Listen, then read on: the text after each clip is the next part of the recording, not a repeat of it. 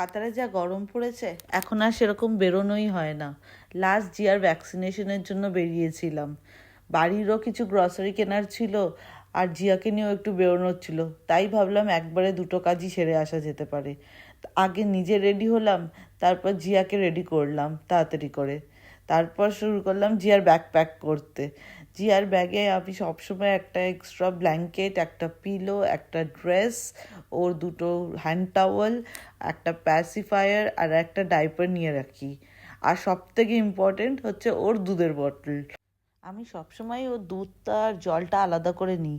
যখন ওর খিদে পায় তখন আমি ইমিডিয়েটলি মিশিয়ে দিই। তারপর ওর ব্যাকপ্যাকটা আর স্ট্রলারটা গাড়িতে রেখে আমরাও নিজেরা গাড়িতে বসে পড়লাম। জেনারেলি জিয়া ড্রাইভে যেতে বেশ এনজয় করে, কিন্তু কিছুক্ষণ পরেই আবার ঘুমিয়েও পড়ে। সেম সেদিনকেও কিছুক্ষণ পরেই ঘুমিয়েই পড়েছিল। বলা যায় পাওয়ার ন্যাপ নিচ্ছিল।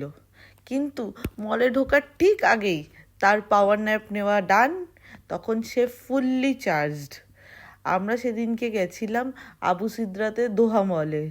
এই মলটা নতুন ওপেন হয়েছে আর আমাদের বাড়ি থেকে বেশ কাছেই পড়ে, তাই আমরা জেনারেলি এখানে আসাটাই প্রেফার করি। জিয়া তো ওখানে এত লাইট লোকজন দেখে বেশ এনজয় করছিল। আমরা মলটা একটু এদিক ওদিক ঘুরে বেশি টাইম ওয়েস্ট না করে ডাইরেক্ট চলে গেলাম গ্রসারিগুলো কিনতে, লুলু হাইপার মার্কেটে। আমরা তো গ্রসারিগুলো কিনছিলাম, কিন্তু জিয়া খুব এক্সাইটেড হয়ে গেছিলো সেদিনকে বাড়ি থেকে বেরিয়ে। খুব এনজয় করছিল, খুব হ্যাপি হয়ে গেছিল। কিন্তু সেদিনকে আমাদের বাড়ি ফিরতে একটু লেটই হয়ে গেছিলো। জিয়ার অলরেডি ঘুমের টাইমটা ওভার হয়ে গেছিলো। তাই ও গাড়িতে ওঠার সঙ্গে সঙ্গেই সেদিনকে একদম ঘুমিয়ে পড়ে। একদম পরের দিন সকালবেলাই ডাইরেক্টলি ঘুম থেকে ওঠে। এইভাবেই আমাদের ফ্রাইডে ইভিনিংটা কেটে গেল। বাই। আবার দেখা হবে পরের দিনের ব্লগে।